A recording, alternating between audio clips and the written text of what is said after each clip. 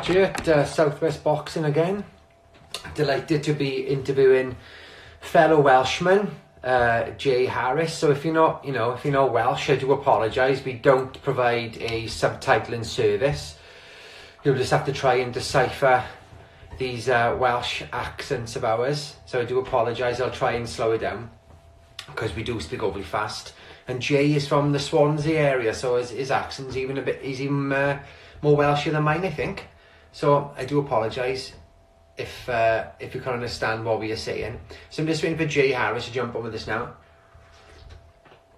A fantastic Welsh fighter.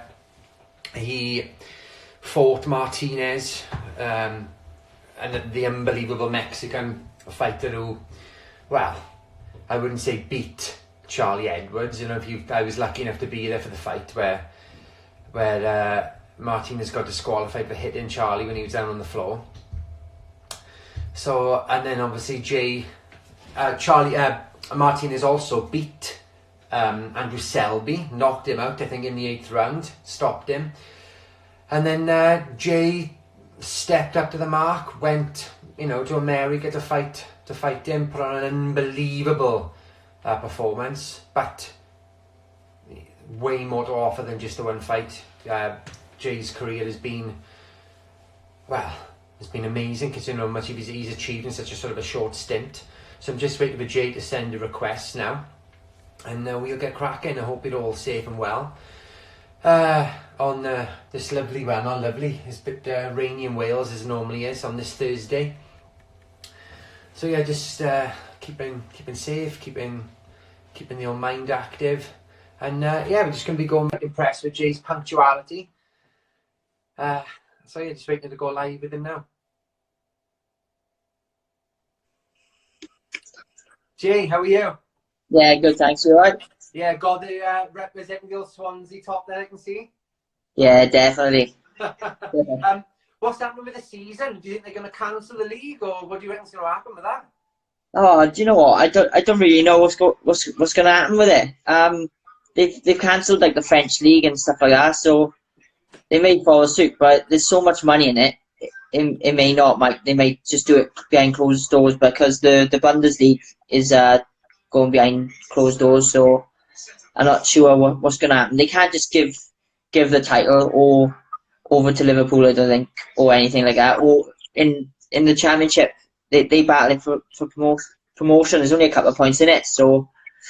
And you've got all those teams at the bottom. You're going to relegate teams. You're going to promote teams up. I mean, it's going to cause havoc, surely, isn't it? Yeah, so, Julie, they can't do it. Like it cause uproar. It would if because there's people battling for relegation. I think in the Prem it's only like I think they're on the same amount of points. Yeah, I was looking at League One yesterday. I think it's League One, and there's 8 teams literally all able to be automatically promoted. So you can't do it. See. Now, where is Swansea buying the Championship? Are they sort of are they mid-table, or are they sort of? Yeah, they are mid-table. They are mid-table. I think they're about 9th at the minute. They could be a bit higher, but I think there's only a couple of points in it. See, there's only about 4 points and you're in the playoff zones. Then see, so it's so tight. And the Championship. I mean, I'm a massive football fan, but the Championship is crazy. Anybody can beat anybody. The results you can just never tell what's going to happen. No. It's crap if you're betting as well. Jesus Christ. Accumulators back on Saturday, betting on anybody in the Championship. Oh my God, you're just guaranteed to ruin your accumulator. Exactly, straight away. So I mean, how were you? Were you sort of keeping safe? You training? What's the crack at the moment? Yeah, all good, mate. It's just the same as everybody else. It was I would have thought. Doing a lot of road running, but lucky for me, I got a local gym now that's open for me. Okay. So I've been there twice a week, just with my dad, just to do pads and bag or whatever, just keeping in it really. But just taking over then, really. Yeah, pretty much. I don't know what's going to happen to you. It's with this lockdown, you don't know when we're going to come out, so I might as well just take over for a minute. There's nothing too serious at the moment, but.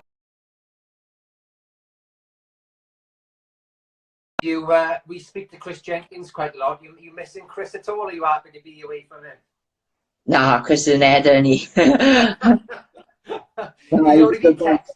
He's been texting us. Oh, say this to Jay. Tell Jay what the nickname I call him, which we're not going to say live on Instagram, by the way. But we know that he winds you up a bit, doesn't he?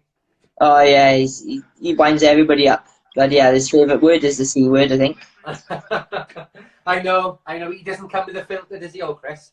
No, none at all. Nothing. 100 miles an hour every day. So, we always like to ask boxers. It's such a crazy sport. How and why did you get into? Did you get into it? Was there a reason, or did you just happen to sort of walk into a gym one day? It was to a friend of mine. It was.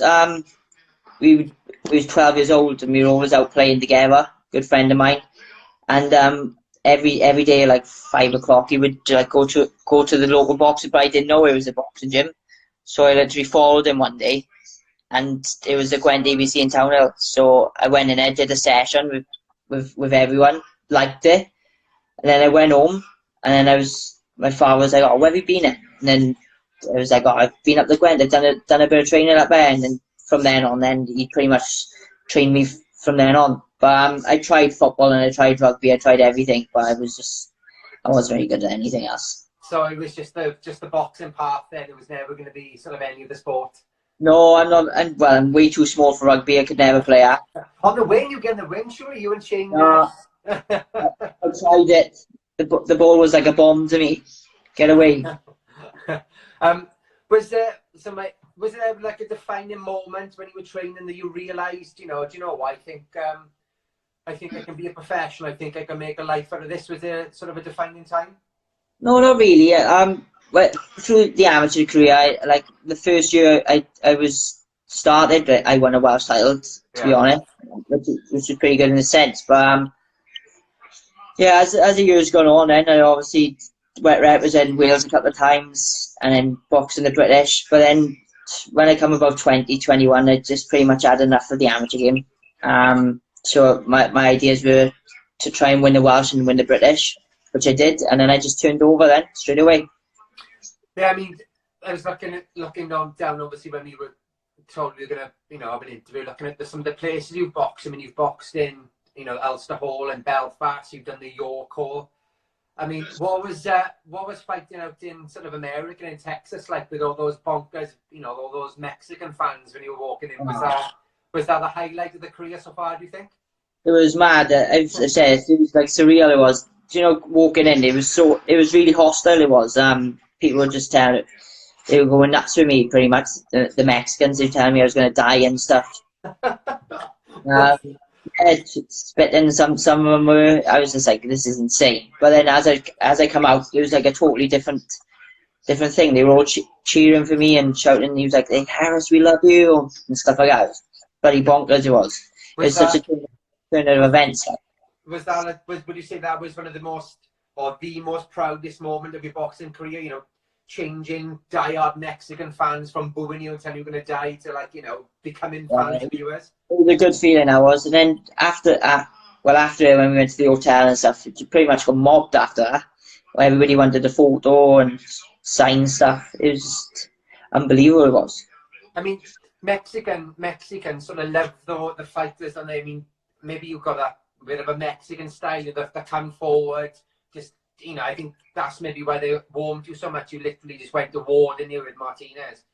Yeah, that's what they said. They said they appreciated the fight that I put up. Like pretty much, they said they didn't take it back a set and they respected the way I fought. So that's how I pretty much won quite a lot of fans over there, I would have thought. Yeah. I mean, looking at the card and the event in Texas, I mean, it was such a massive event. Was there lots more media commitments for you in the build up to the fight? Did you enjoy that? Yeah, it was brilliant. It was. It was so, like, the first 2 days we were there was quite boring, but then from the head to heads right through to the media days then was great. It was, because everybody was around, everyone's making a massive fuss.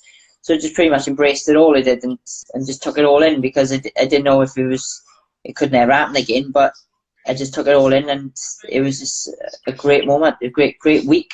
Yeah, was it sort of a nervy time for you? I mean, or were you just, like you said, did you just fully embrace and just sort of, this is this is exactly, why I became a boxer.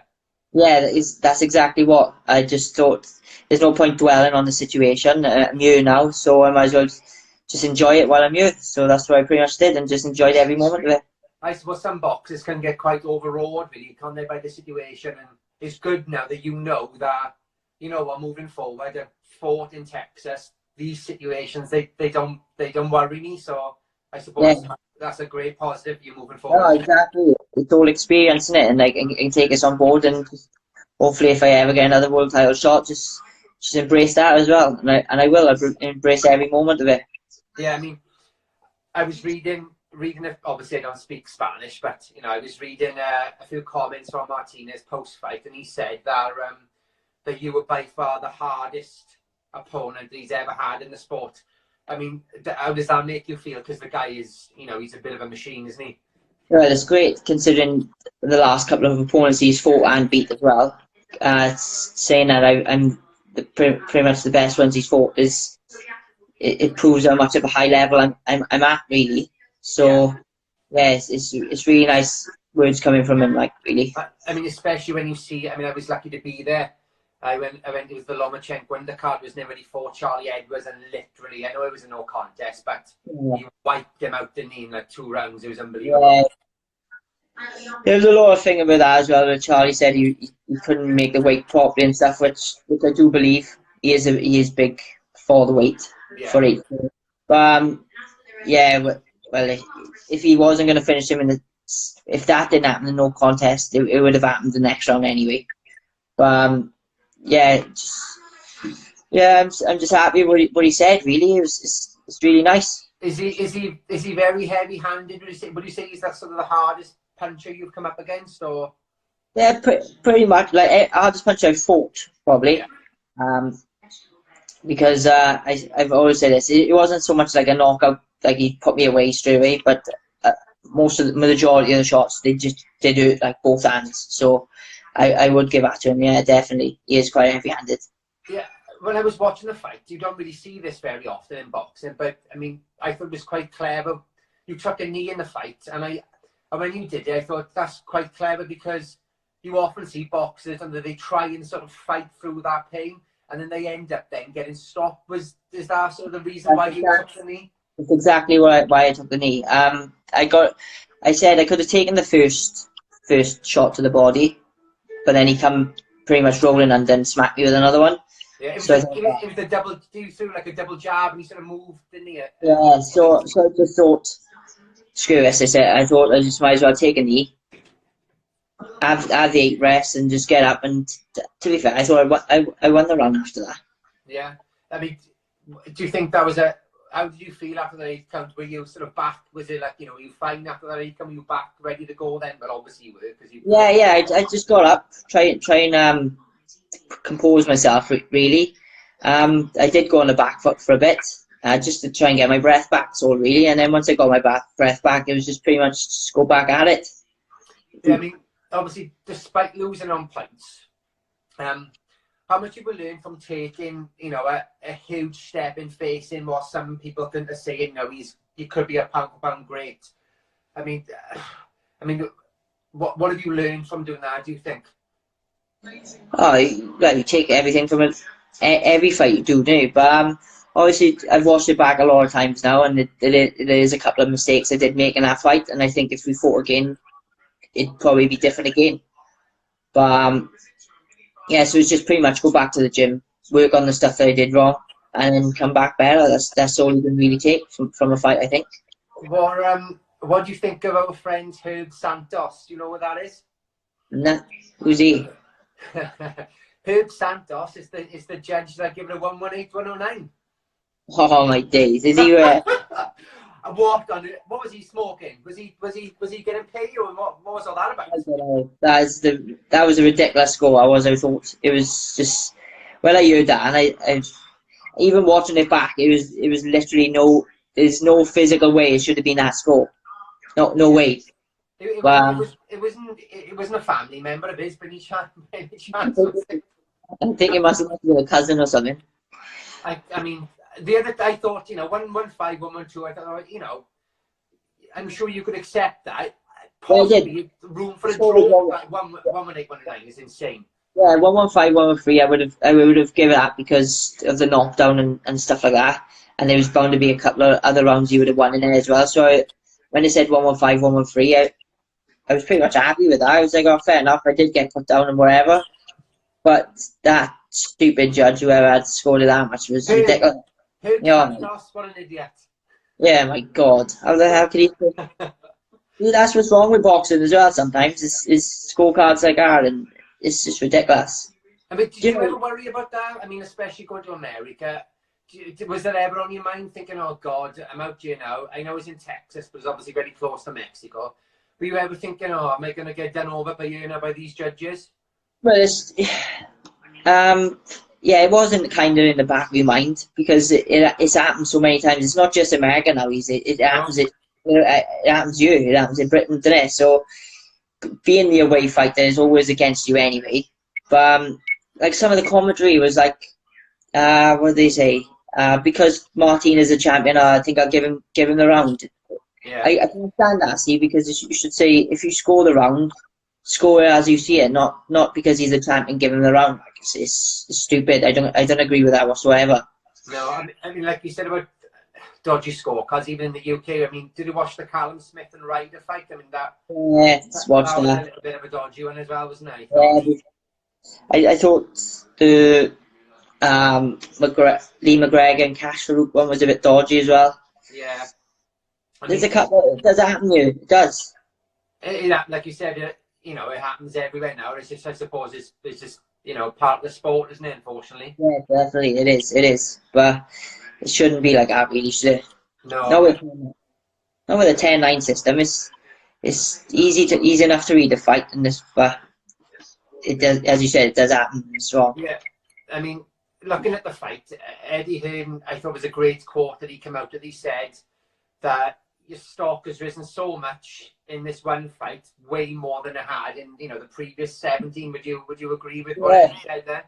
Totally, yeah, because no one really knew pretty much who I was really until that fight, and they didn't. And loads of people said we didn't really know if I was world class or anything like that. But that's pretty much proved to everybody that I am. And so yeah, my stock has risen from that fight, and from any other previous fights. This one has probably risen a lot more, definitely. Yeah. Do you think some fighters are worried and sort of overprotective of their own? I mean, because like even though there was a loss, what you've done in that loss has catapulted you so much that the O really is sort of becomes not irrelevant, but not as precious, I think, as what. Yeah. A lot of people they are scared to lose their O, I would have thought. So, but there's got to be a point in the career, see, that you have to take a risk. Otherwise, you're not going to get anywhere. No one's going to respect you enough then if you fight bums all the time. It's not really good, really, is it? No, I mean, Eddie come up and said he's got no doubt.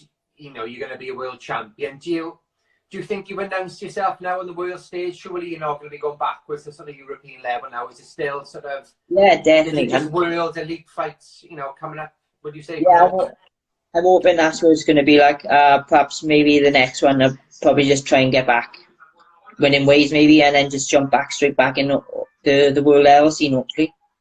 I mean, there's quite a. I mean, you've got sort of Tanaka, isn't it? I think he's the IBF world champion. I think you've got Tanaka. You've got. Tanaka's WBO now, but I think he's moving up. Right. I think he's moving up. So is that vacant now then? Do you know? Vacant now, but it's already been decided who's gonna. It's like McGremo versus Nikitani, I think, who's gonna fight for that. Then you got Maruti Mathalani. He's the IBF. Artem Dalakian is the WBA again. Yeah, Mathalani. He signed to MTK as well. Is that? Am I right? Yeah, he is. Yeah, he has. So hopefully then potentially both being signed to MTK, that could be when they could make. Yeah, and he's a nice fella as well, at Maruti. We went sparring, we did in Ukraine. It was me, Sonny, and him. So yeah, I know Maruti, and I know he's a good fighter as well. But yeah, if that fight comes in the cards, I'd happily take that. Yeah, I mean, where would you find? Is he South African? Is that right? Yeah, he's South African. Yeah. You where would you fancy that? Where would you fancy that, Jay? Wales, you know, I don't know, Swansea Stadium, or you know, Oh, I don't where know. anywhere. Anywhere, it doesn't really bother me. It doesn't. Honestly, it doesn't bother me at all where it is. I'll go anywhere. Yeah. Any sort of offer, some Eddie and Matchroom or any of the sort of major promoters on the table, Jay, moving forward? Do you know? Not at the moment. Because I'm like my promotion is MTK at the minute. Yeah. So with Eddie Earn, he did tell him that he is like willing to work with me. So that's it. That's a good thing. Yeah, it's a great thing if he wants me to like jump on a couple of his shows or something. That'd be brilliant. I would have thought. Just to get on Sky Sports now a lot more. Yeah, that's not that. I mean, that must be the aim. Is it for every fight at live TV, get on these big events? Is that the sort of the aim? Yeah, it definitely is. It is the aim. And to be fair to MTK, with these YouTube streams, no one's got to pay for them, and some of the fights are great as well. Yeah, I mean, they work a lot, and with IFL TV, and the amount of sort of subscribers MTK and sort of IFL TV have is. I mean, you're talking millions of people anyway, just by subscribing, aren't you? So Exactly. There's a massive audience there. See. yeah. So before we go, we've got a couple of fan questions, and the one that always sort of crops up is, what food or drink do you miss the most when you're sort of deep into camp? Is there that one sort of food you miss? Do you know what? It all depends. It does. See, because I crave like different. It's normally all junk food. Yeah. It's normally terrible. Like sometimes it'll be like a pizza or a Chinese or something like that. But I think the last one I think was a pizza. The last one was, and Yeah. drink. It's just anything. It doesn't really matter. Normally a pint. I Yeah. like it. I like a nice pint. Yeah. Is that the sort of the go-to drink post fight? Grab a bottle of lager or whatever. Is that what you always Straight after the fight, pretty much. Yeah. I go with all the boys that come to watch, and then yeah, it's pretty much just have a pint with all them. Yeah. And well, one of the fan questions sort of answers itself. They said, how was your face? Obviously afterwards it was like, a lot bruised. I mean, it looks fine now. Obviously, is it healed okay? Yeah, all good now. It is. It went out well. It closed the next day, did my eye, but then by the time I was going home, it opened up back up again, and I think it was all the bruising was gone within like a week. Didn't take long at all. Yeah, because there was no cuts. It was also bruising, really, wasn't it? Which is Yeah, it was a lot of bruising wrong by that, but it went down within a week, something like that. Didn't take long at all. Oh, okay. Another question is, what has Jay Harris learned about himself during lockdown, if anything?